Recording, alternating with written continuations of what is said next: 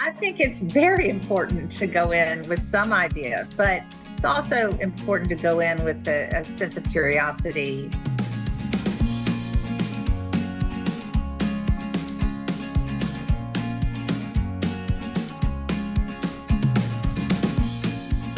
Hey CBMers, welcome back to College Bound Mentor, where we help you survive the college application process and beyond.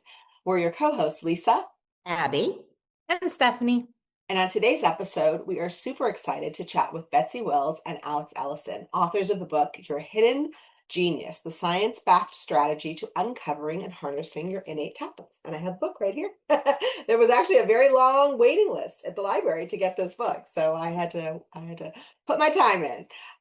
So Betsy, just to give you a little background about our guest, Betsy Wills is the co-founder of YouScience, a national online-based education and career platform headquartered in American Fork, Utah. She is a regular guest lecturer at Vanderbilt University and New York University Stern School of Business, and has been featured speaker for TEDx Women. Formerly, she was a director of marketing and branding at Diversified Trusts and a wealth management firm. She serves on the advisory board of the Peggy Guggenheim Museum in Venice and the Music City Center Authority in Nashville, Tennessee. Betsy is a graduate of Vanderbilt University and holds a Master's of Education in Human Resource Development from Peabody College. Alex Ellison is an educational consultant with a private guidance counseling practice, which has enabled her to work with schools, nonprofits, and families across the country. She writes and lectures extensively on the subject of careers and college readiness, and has been a featured speaker on South by Southwest and TEDx. She is the author of Go Your Own Way, 7 Student-Centered Paths for the Best College Experience, and the creator of Go Your Own Way Student Archetype Quiz, used in schools and by individuals to jumpstart their college search. Alex holds a degree in German and business from Northwestern University and a master's in public policy from the University of Nevada. So welcome. Thank you so much for having like us. The podcast is over now, I know.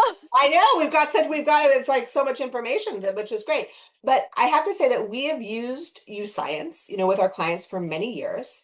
And I was really excited to read your book, as I said when I reached out to you, because I think that, we always go over it with them, but just to understand the nuances of how really to interpret the data at a much, more granular level, I found it really fascinating and really interesting. And so when I read it, I thought, hey, I bet Betsy and Alex would make a great guest on our pod. And of course, you guys agreed. So we were super happy to do that. So why don't you just start us off? Tell us a little bit of how you guys met and what prompted you guys to write this book. We met during the famous COVID days because both of us were thinking, what could we do here? And I had wanted to write a book about YouScience to add, like you said, more information about the nuances behind the results. I think there was a crying need for that. And so I found Alex because she had already written a book that included information about YouScience. And so she was the perfect candidate to discuss this with. Plus the fact that she is 30 years younger than me. And so I really was so excited. I think that's right. Not that much younger than you. 20 years. I don't know. A lot. Generation. Once it gets past a certain point, it's enough, right? Yeah, it's enough. But Betsy's biological age is like 22. So maybe. But I mean, we really did want to, bring 2 generations of voices because, as you know, your aptitudes don't change throughout your life. And so it was great because we wanted to speak to people of all ages about what their results meant. And so that's how we got together. Amazing. So backing up even a little further, Betsy, how did you come up with the idea and the sort of execution of the YouScience platform? Well, it really all started because when I was 32, I had been home with my children, fortunate enough to stay home with my young children, and I was ready to go back to work. And so a good friend recommended I go to Johnson O'Connor and have my aptitudes assessed.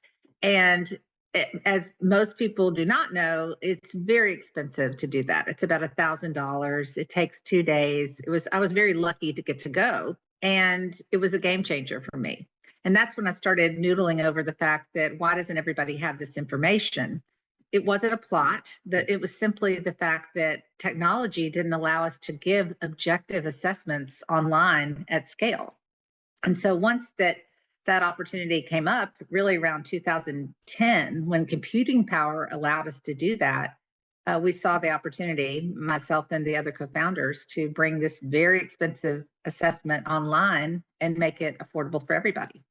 That's pretty amazing. I love the idea of the accessibility, which is a problem democratization. all over It education. really democratized. It really democratized it. I mean, so when I started my practice in 2013, I searched, like many consultants and advisors do, searched high and low for like a really valid tool that was comprehensive, that didn't look like a BuzzFeed quiz, you know? And I love all the assessments. Like I was a fan of Enneagram and Myers-Briggs and all the things, but I wanted something that was really scientifically grounded to help students take a more objective look at themselves, right? And so that's when I started using YouScience right from the beginning. And so it became just such an indispensable tool in my practice. Like it's the very first thing I have everybody do. I couldn't see it any other way. Interesting. Yeah, we have kids do it as usually like their sophomore or junior year, and it just gives them a really good insight into, you know, who they are and what their aptitudes are. And that's why we like it so much, for the same reason, Alex. We just found we wanted something. We were using some of the other things as well, like your Strengths Finder and various versions of Myers-Briggs, but we just found this was such a great tool that was science backed and also very clear. And we like the way that you could go in and, you know, find careers that match, etc. And that's why I thought the book was so helpful, because it did help you understand those nuances. But let's just take a step back for people who aren't familiar with YouScience. And let's talk about like the core four, right? You have the core four. How did you come up with those four? And so let's just want to say what they are and then how you came up with them. Okay, so the core four, and again, this is not an assessment YouScience even made up. This has been so researched since the 1940s, really. But the core four are the four aptitudes that really give us the most information about where we're going to find the most satisfaction in our jobs and life. So those are spatial ability, which most people do not know where they fall on that continuum. Inductive reasoning, which is our ability to take a lot of ambiguous information and draw a conclusion under time pressure. Some people, you know, can do that really fast, and some people, they need more time. Neither one is bad or good. The third one is sequential reasoning, which is effectively how we create order, whether we do that in our head or we use tools to do that. You know, some people just create logic and order in their head, and other people, they really do rely on calendars and organizational tools to do it more often. And then the last one is idea rate. And we love talking about this because Alex and I are so different on the score of idea rate. And I'll let you explain what that means, Alex. Yeah, this was the one when I first took YouScience, I was 25. I saw my result here and I was like, for idea generation, and I score as what's called a concentrated focuser. And I thought to myself, that meant that I didn't have good ideas. And I was very offended. And I was like, what? I have great ideas. And then when I was talking to Betsy about this, you know, it was about, I think, 2018, 2019, when we first started talking about this, it became clear to me that I want to pull my hair out when I'm in meetings that are going on and on and on with just a lot of brainstorming and no action, right? So implementation has been a driving force in my life. You know, I'm like, okay, I get an idea, I'm going to go with it. I pretty much bought the first wedding dress I tried on. You know, like I don't like to sit and ruminate for very long with a lot of ideas. And so there's good and bad that comes with that, right? Just like all of these, they have to be managed. Betsy is the opposite. She's what's called a brainstormer, and she's a bit like a blender where the top has just flown off and like ideas are just going all over the place, which can be super exciting, but you also have to be able to then like gather and collect the splattering of ideas, right? And then execute and implement. So that push and pull between the two extremes actually is very frustrating sometimes, but does lead to a better product in the end. And in our case, it was a book, but it can be stressful. But it was such a great example of how sometimes, actually most of the time, you do want to work with your opposite when it comes to these aptitudes. That push and pull leads to a better outcome and pushes you to grow and evolve too. Well, that was actually something I was thinking about when you break down the core into more, and we'll talk about it a little later. But have you used this at all with companies for team building. Because when I used to be the director of recruitment for City Search, Ticketmaster Online City Search. And so they wanted an assessment. This was not available at the time when I was doing this. And so we brought in predictive index. I'm not sure if you're familiar with that, but it was a similar type of assessment. And we would look at that for various roles and then teams and how you would put people together. Have you found that corporate use? We have. On Yeah. our website, actually, there's lots of resources for corporate teams to use this, or families to use it. Lots of different applications. I even had a boyfriend and girlfriend couple come up to me and ask me if I could help them talk through their aptitudes. Help them talk it through. You become a marriage counselor. Full disclosure, I'm not a marriage counselor, but it was really insightful, Yeah, aptitudes affect everything. They really do.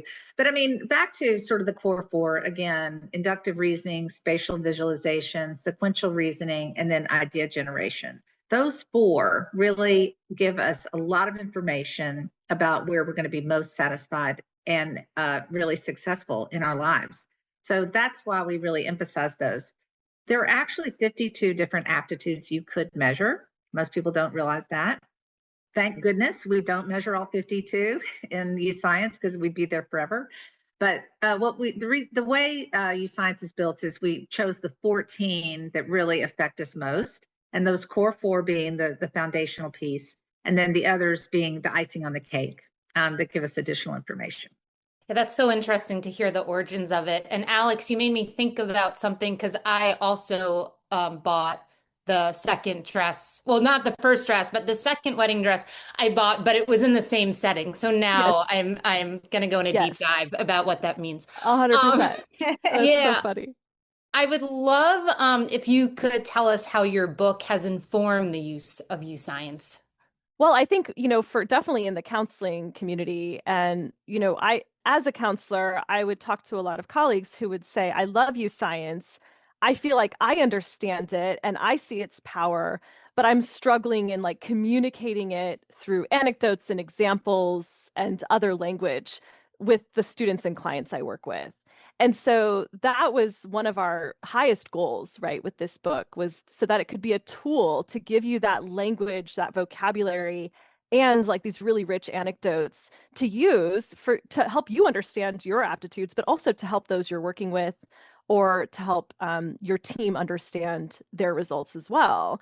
And so we really put a ton of time into just even building a matrix of folks who we wanted to interview for this book, to make sure there was a really big swath of the population, so that everyone could see themselves, every reader could see themselves in at least one of these stories. So that was really important to us. Right. And actually, so let's talk about some of those examples that you break out. You break out the core into then 3 segments, which I always find interesting, because sometimes, and you're very careful to say, like, one is not better than the other. These are just the ways that you approach things, because sometimes people think, oh, I got the top one, so that means that it's better. But it's really clear that it's not a matter of better or worse.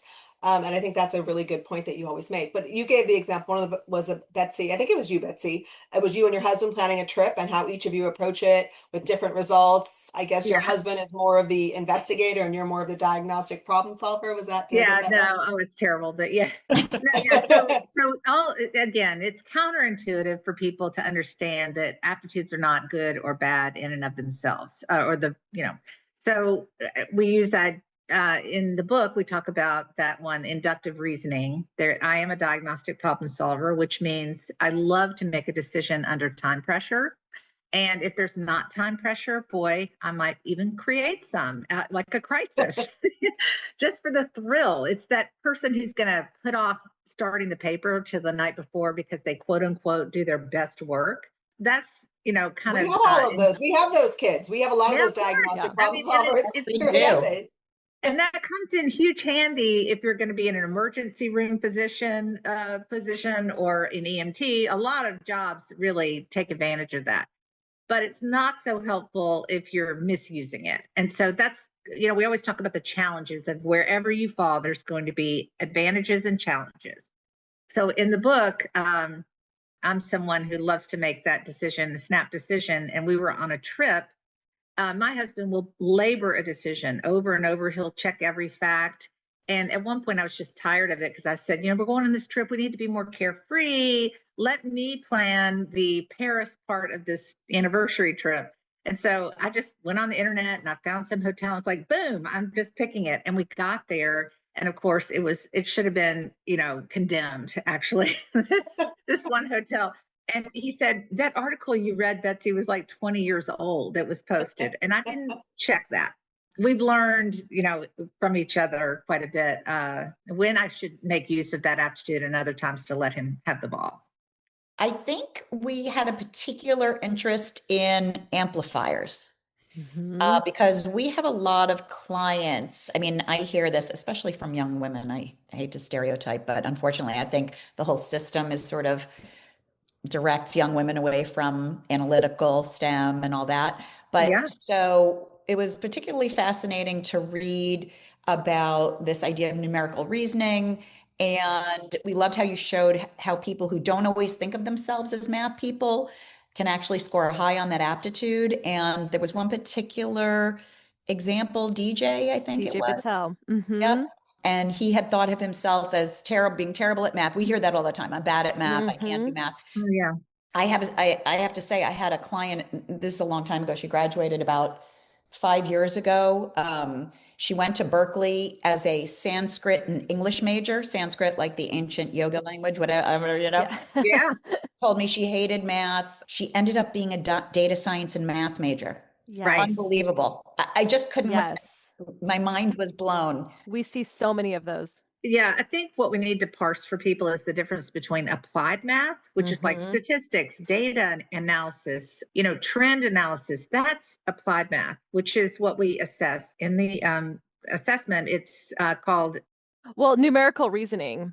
People are often surprised because they do so well at that. And they think of themselves, and usually they've had a poor math teacher, or they're doing math that's, it's theoretical math, more like algebra, calculus, which is wonderful too if you can do that, but it doesn't preclude you from jobs that are using science and data. My gosh, and that's the exact economy we're entering now. So we find, YouScience is over 7.5 million people that they've assessed. So we've got a lot of data. And what we know, studies at universities have looked at the data and anonymized data. Is that the right word? And it's not individual data. Yeah. And what they find that women tend to express interest in, traditional roles on huge amounts, but they actually have more aptitude for a lot of these computer science jobs than men. And like to hear that. Yeah, so we really need to change the conversation, which is one of the big goals of the book and YouScience, is to encourage people to rethink by seeing their own data and their own results of what their possibilities are. Because women tend to leave a lot on the table, honestly. And they're self-assessing themselves out of occupations that they're actually very well suited for. And I agree with you, Abby. I saw this so many times anecdotally in my practice, mostly with girls who would come in with this big stamp on their forehead that they'd put on there that said, "I suck at math." And I was just like, this is, and my favorite thing was to then give them YouScience, have it inevitably debunk their personal judgment, and just kind of see what their faces did and see the change on their face and see the change then in what they chose to, what they would then choose to go into, what classes they then felt confident to take, what majors they then felt confident to pursue. I mean, it could really change the course of your life, and DJ Patel, he was the first who we talk about him in the book. He was the first chief data scientist under Barack Obama. And it was so funny. He was talking about in high school, he just was so not interested in math. And this is a guy who ended up getting a PhD in mathematics. And becoming the chief data scientist, so it just is such a great example of how our self-judgments can be so wrong, and our own biases can really work against ourselves. Yeah. Now I really wish that I'd thought about doing that with these young. I am for 100% for certain doing it the next time. Please do. But I've had 5 young women over the last, call it 10 years, where, I hated doing this, but they weren't going to make it to calculus by senior year, which is critical to go to highly selective schools. I've had to have them take pre-calc over the summer, which is like the last thing you want to make a kid do, but you also don't want them to get left behind for no good reason. And their math department, they just were convinced that you have to really be serious about math to, but I've never had a boy counseled out of calculus. Not once. That's interesting. Yeah, no, it's a shame, really. I think we have if we can push that problem. I had a girl come into my office, actually. I worked in a financial firm as well. And she had taken YouScience 10 years ago in high school.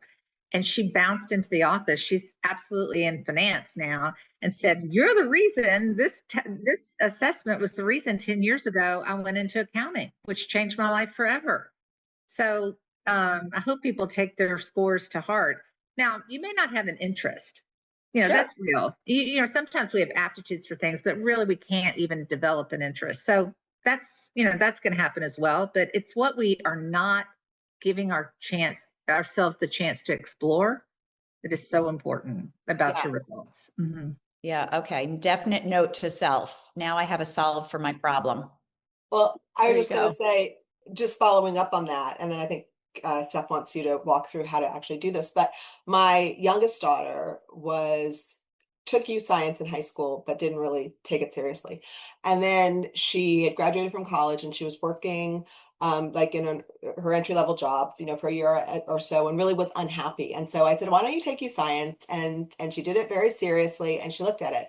And then we get the results back, and the results were not anything that we ever expected. And we kind of dismissed them. We're like, okay, this is the first time it doesn't make sense. So she should be an engineer, or she should be a doctor. My middle daughter's a doctor. She got that as YouScience, and that made total sense, but not for my youngest daughter. And that she was also good for counseling and for coaching. Those were kind of the things that came up as her top things. And at the time, she was a film and media studies major, marketing. She was good in math. I mean, she wasn't bad in math. But it wasn't like engineering math, right? And so fast forward, she ends up getting another job. And I said, why don't we lean into this? Maybe get a certificate in data analytics, because that seems to be a skill that you're going to need no matter what you end up doing. And then now she got a new job, and then she's been in it for about a year and a half.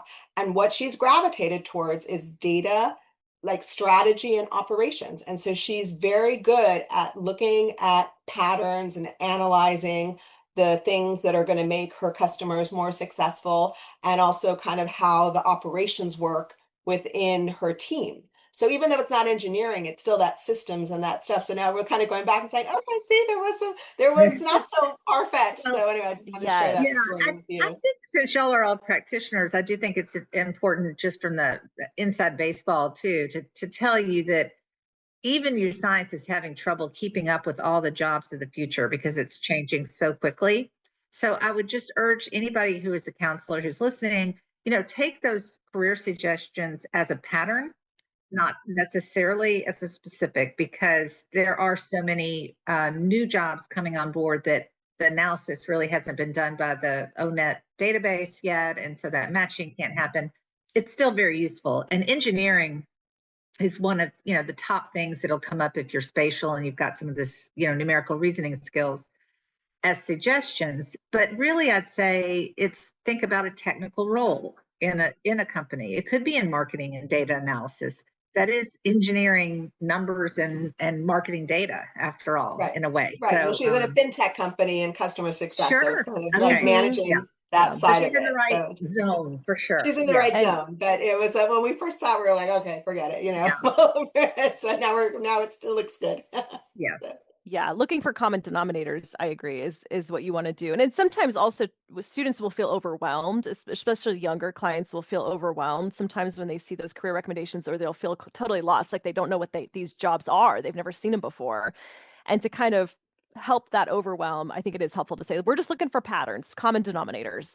Hang tight. Yeah. Things are changing. It's so important too, because like what everyone said, just piggybacking off of you guys. It's just we're so rigid sometimes in the way we see ourselves and what we're good at. And it's so hard for us to go outside that unless we see the patterns or we do something like YouScience or someone tells us, anyway. But I would love if you could walk us through how someone could use their aptitudes to align with the potential career or major. Like so many, think it's okay if you don't know what you want to do, or if you're 41 like me, and well, I know what I want to do, but if you're my age and don't know what you want to do. But so many times students come to us, parents come to us, even when they're freshmen in high school. Like I have no idea what I'm supposed to do, my aptitudes, etc. So yeah, I think it'd be really helpful if you could walk us through that. Well, I'll just start by saying, it depends on the age, and it's kind of like, that book, The Little Prince, it lands on you differently at different stages in your life. That's how I feel about aptitude results, is you see something and interpret something different at different stages of your life. So I love, love, love revisiting YouScience results with someone who I haven't seen in a few years. Maybe they took it when they were 17 and now they're thinking about their first job out of college. And the results haven't changed, but their perception and their experience and their context has. And so I think for the younger students that people work with, going through YouScience needs to feel relevant to them right now. We definitely have some kids who you guys know are like very future focused and very excited about the long term, and they're excited to start talking about their future career in 10 years. But other students will find that very overwhelming. And so to try to show them, how do your aptitudes show up for you now? And I like to ask, like, have you seen this yet? And if they say, no, I've never seen my 3-dimensional visualization aptitude come into my daily life, let's figure out ways for you to exercise that now through hobbies, through extracurricular activities, through that first part-time summer job, right? So making it more relevant today, because otherwise I've found that this will just go right over their heads if it's not made contextual right now. So that's one of the first things I like to do. But yeah, Betsy, did you want to add to that?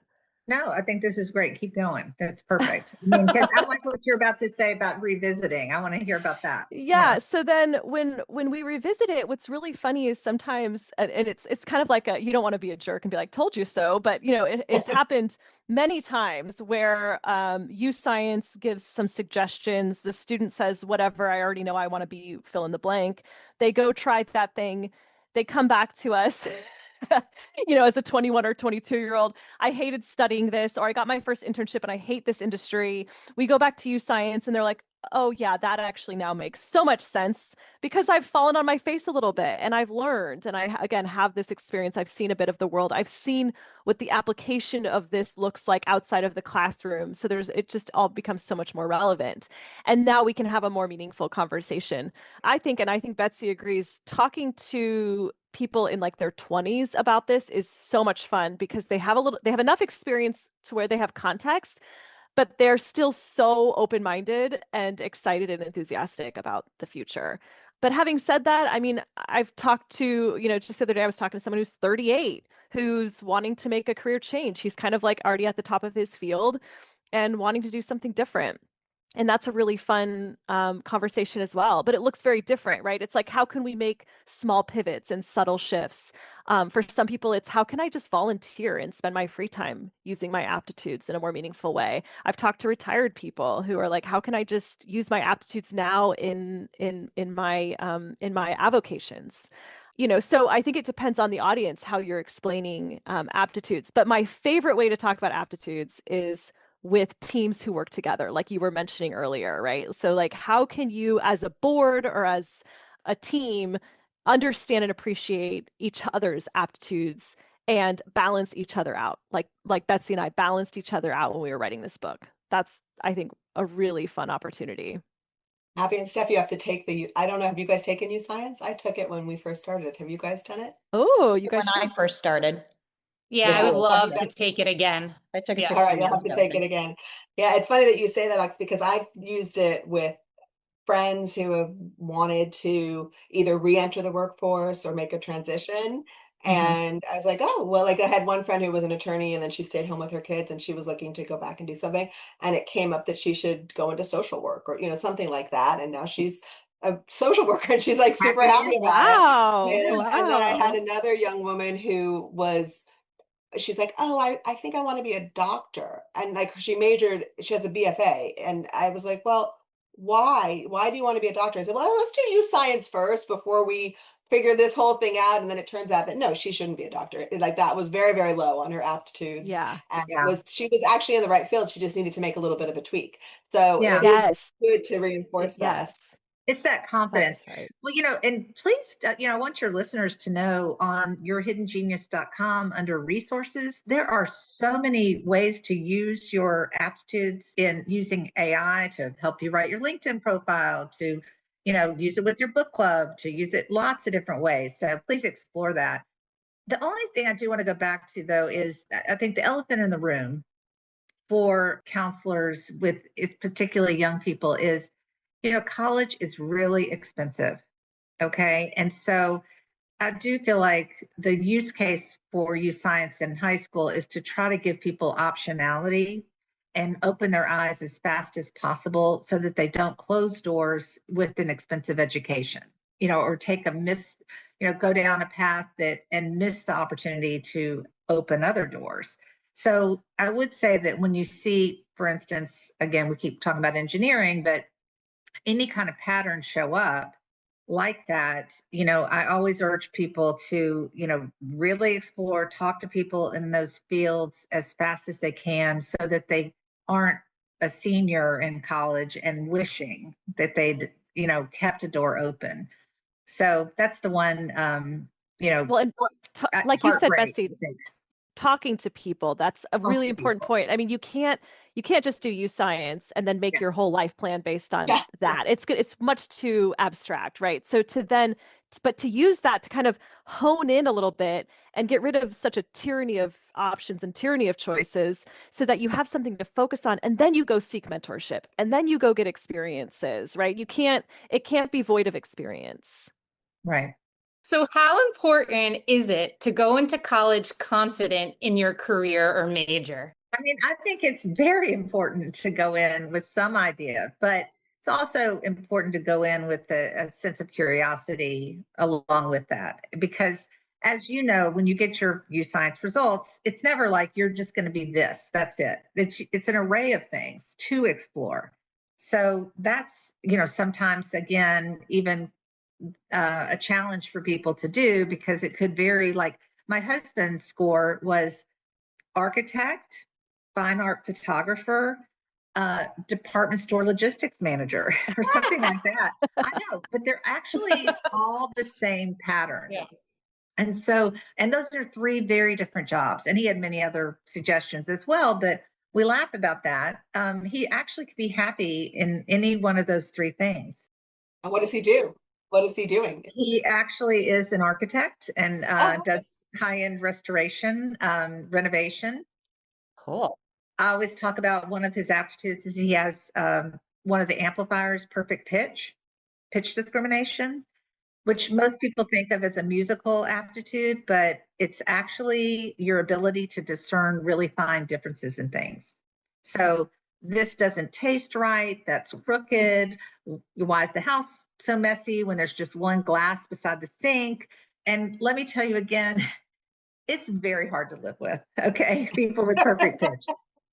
But the man can make a punch list like nobody else. And so in his job, it really comes in handy to have that pitch discrimination, which is an aptitude. And it informs so many things. So again, with 52 different aptitudes we can know about, they're all going to come into play in some way. Sort of flipping it around to almost like the negative, I come across a lot of kids, especially with pre-med and business, Okay. who want to do that for various reasons. Business, I think, is obvious because they don't really know and their parents are in business. And I don't know, I think I've gotten pretty good at spotting kids that at least in their undergraduate experience, it's not going to make sense. I mean, I have adult friends who didn't do pre-med and then went back post and did it. But you just don't want to set them up for failure with organic chemistry and, investments 101. So I don't know, do you have experience turning someone away from something? How do you do that gracefully?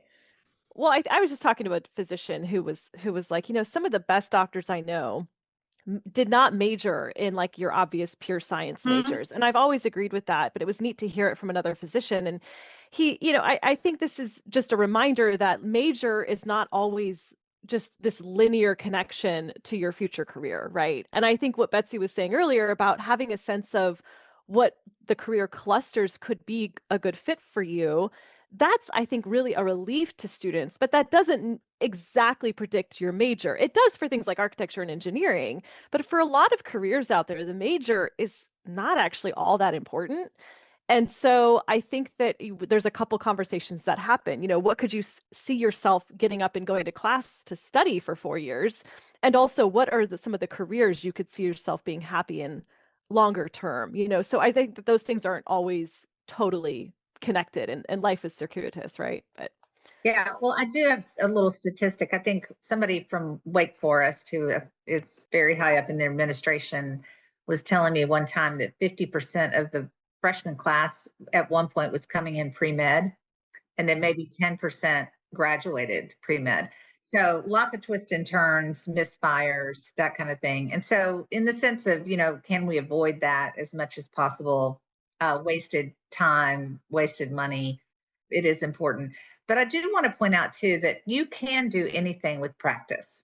If you're determined to be a doctor or determined to, pass a course, you can do it. And your aptitudes are not going to stop you if you want to put the effort in. But the question is, what are you leaving on the table that you're not playing to the aptitudes? And do you really want your life to be an uphill battle when you Yeah. could be so successful over here using your full complement of aptitudes? That's really it. But we would never want to be a dream killer based on, you don't have the exact pattern, I know. but it's worth a conversation to just say, well, what are the other things Yeah, that and your sometimes aptitudes? people are late bloomers. They come into it differently, and especially Of with medicine, course, it's a pretty wide field of what you can do. of course. But Absolutely. yeah, Yeah, I think though in what we do, particularly if someone has gone through their high school experience and they don't look like they're a good candidate for a specific program, they're limiting their options. I Right. only want to go, get into business school. Well, then, it's going to be more selective. You're not positioned well. It's hard to, okay, let's try economics with a business mind. It's a little bit hard to negotiate just the practical side of that, Right. to Betsy's point, I mean, what a shame to leave all these other things on the table because you're unnecessarily like yeah, fixated on right. one path that somebody at some point in your life told you is the epitome of success, Mm, and that's such a bummer because now you're wasting time really not developing and nurturing those innate aptitudes that could just lead you to a life of thriving and joy. I mean, I think that a lot of young people, well, let's be honest, I think most Americans equate harder to better. Like if it's harder for me, if it's a real struggle, that must mean it has more merit. And I think we're trying to kind of upend that myth a little bit. yeah, I like that. So we've covered age a little bit, but just in your minds, what's the earliest you might want to have? We work with kids from ninth grade through senior year, and then we catch up with them in college. At what ideally, at what ages would you have students do this and revisit it? Well, the tool is designed, our aptitudes start emerging as early as 2 years old, certain aptitudes, like short-term memory, for example, which is called associative memory in the assessment. You can see spatial ability coming out pretty early. The child who's building, the new East Wing of the White House in Legos, it's pretty obvious. And then the child who you don't even know what they're doing, but you start seeing clues. But really, there's quite a few very important aptitudes like inductive reasoning, sequential reasoning, that are not really apparent till we've kind of started or gone through puberty. So I'd say, you can learn a lot if you give it to a seventh grader even, and YouScience does offer that. But in ninth grade, you can learn even more. But 17 would be certainly early enough to give it. But sometimes I think the way our education system works, you're going to need it about 14 so that your high school path is informed by that in some cases. But the great news about aptitudes is they do not change after puberty. And so you can take it at 17, 37, 77, and you will score with the same pattern. And that's really another reason we wrote the book, is because so many people are in some kind of career pivot or crisis or shift that there's never a bad time to know what your aptitudes are. Yeah, that makes a ton of sense. I wish parents would take it with their kids. I wish you could do that, because I think that maybe we could.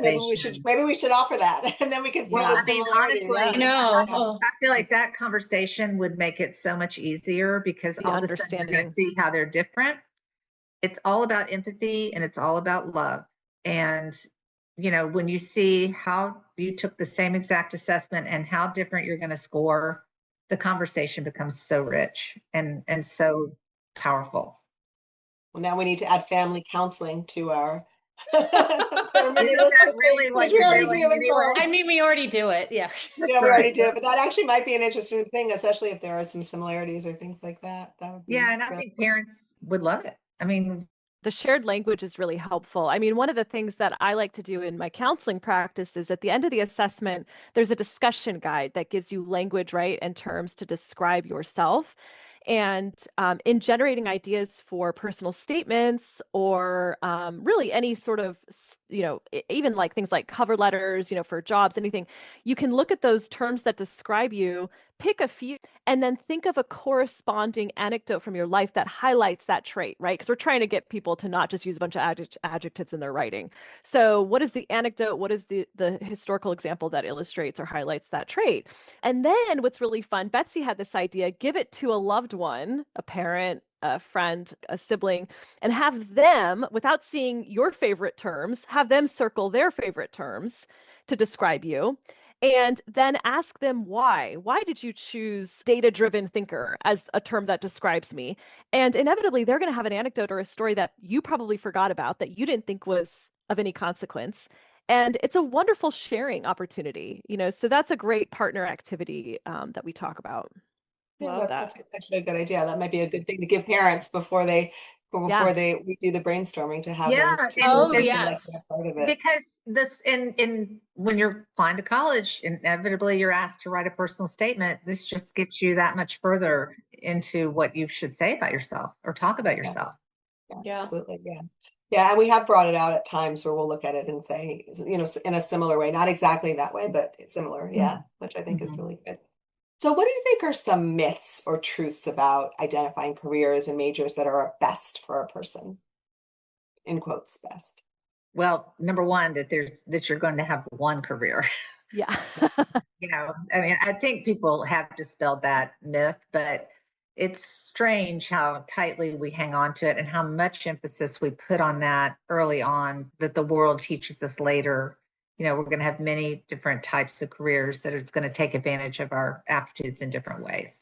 Yeah, absolutely. I mean, when I did my TEDx talk, I was really obsessed with this idea of job hopping.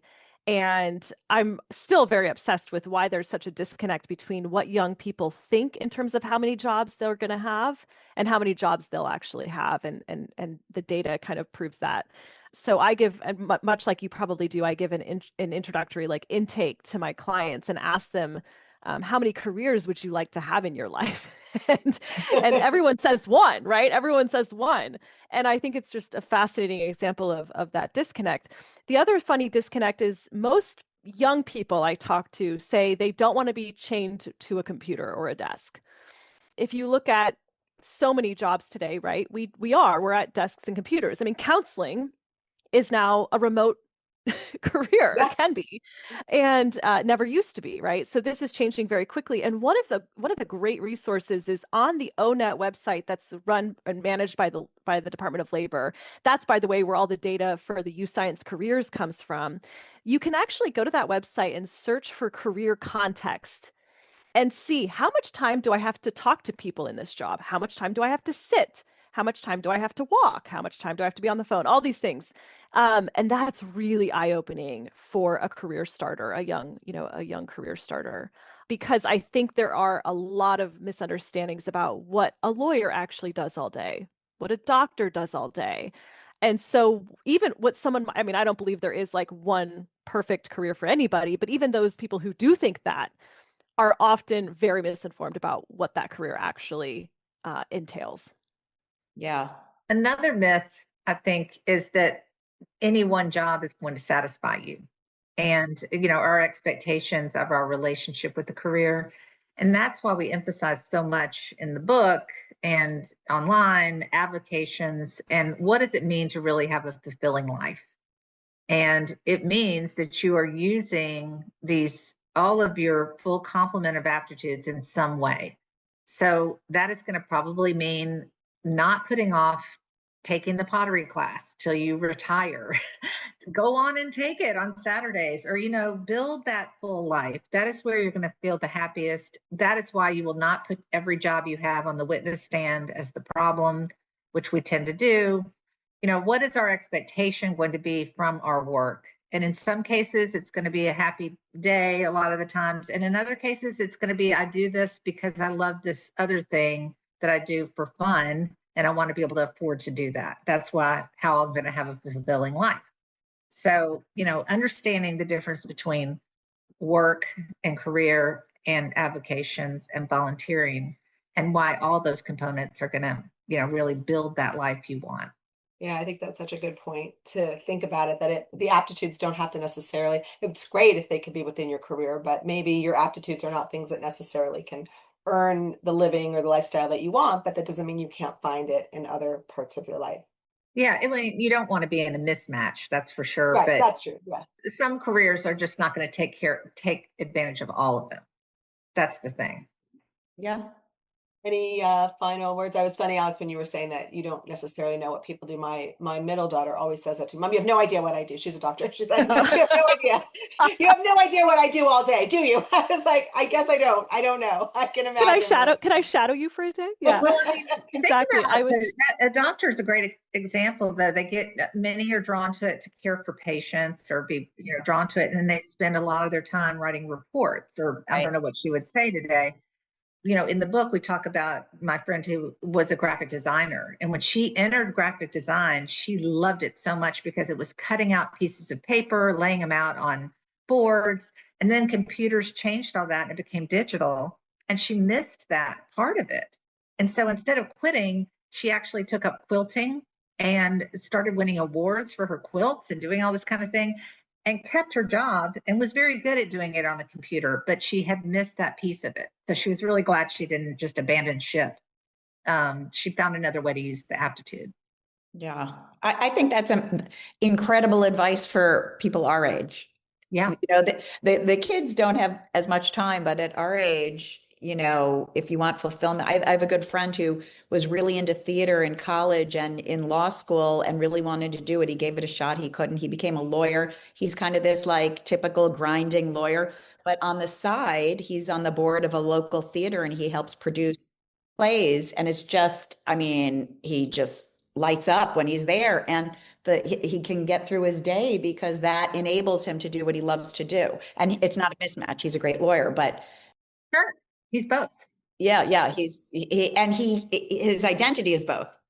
Like he will tell you about both. If you say, what do you do? He doesn't just say, I'm a lawyer at so-and-so. He says both. Yes. I want to address one thing you said, though, or began to say, maybe the kids don't have time. Listen, they don't have time to waste. And they do waste it. We all waste time. That's my belief. And so, I don't really ever want to hear someone say, I don't have time to talk to people about what their career could be. If they want to do it, they will. And I think they just need the motivation and challenge to do it. I do wish school would accommodate. If I ruled the world, like I would require every single, when I rule the world, maybe as I should, I would require every high school junior to do like a sneak peek week or a few months of shadowing, like just see. That's what my students and clients are craving. They want a glimpse. They want to look behind the curtain. They want to see what the doctor does all day, what the lawyer does all day. And I do wish that was part of like the curriculum. I wish that was more formal like it is in Europe, but maybe one day. Yeah. All right. Well, this was great. We really appreciate you guys being on the show, and thank you, CDMers, for tuning in. Thank you, Betsy and Alex. We're going to also you gave this wonderful handout about different ways that people can find their aptitudes in other places, if it's, hopefully in their work, but also outside. To catch more episodes of College by Mentor, make sure to follow or subscribe on your favorite podcast platform, and tell a fellow parent or student about the podcast. To learn more, visit collegebymentor.com. Until next time, you got this.